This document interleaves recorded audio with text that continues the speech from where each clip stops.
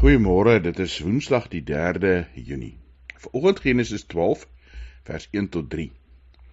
God het vir Abraham gesê, stuur hy hom en dan sê hy van vers 2, ek sal vir jou 'n groot nasie maak. Ek sal jou seën en jou naam groot maak, sodat jy 'n seën sal wees. Ek sal hulle seën wat jou seën, maar wie jou verwens, sal ek vervloek. En deur jou sal die groot families van die aarde geseën wees. God roep vir Abraham, God stuur hom om vir hom 'n volk te wees, hy wil vir hom 'n God wees. God wil ook deur Abraham die wêreld seën. Hy sê vir hom dat hy hom 'n groot nasie sal maak en 'n groot naam sal gee, om sal seën, sodat jy 'n seën sal wees.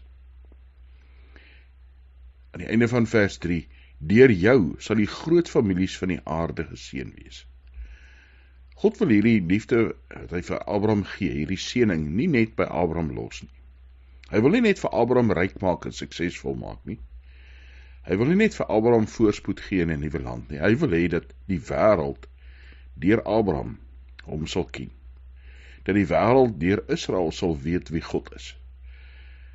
Dan uiteindelik stuur God sy seun, en nou deur elkeen wat in Jesus Christus glo, wil God die wêreld seën. Wil God hê dat mense hom sal ken, dat mense sy teenwoordigheid sal beleef, sy almag sal sien en ervaar. Ek en jy is geroep om in beweging te kom vir God, soos Abraham, omdat deur dit wat ons doen en dat ons beleef van die Here, dat ons so 'n seën sal wees vir mense rondom ons, dat die wêreld deur ons ook God se koninkryk sal sien en iets daarvan beleef.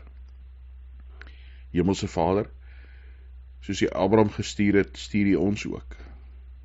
Mag ons seëning bring vir die mense rondom ons, vir die wêreld waarbinne ons leef, u koninkryk sigbaar en tasbaar maak. Hemelse Vader, lei ons deur die Heilige Gees om gehoorsaam, met wysheid u te dien.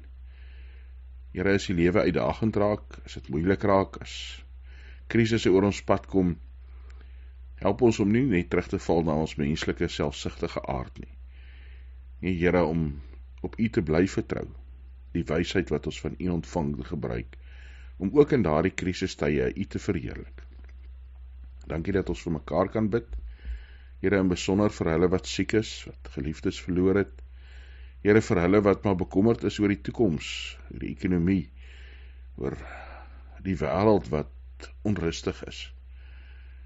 Dankie dat al hierdie dinge in u hande is, en dat ons weet, ons is veilig kinders van die lewende God, in Jesus Christus se naam. Amen.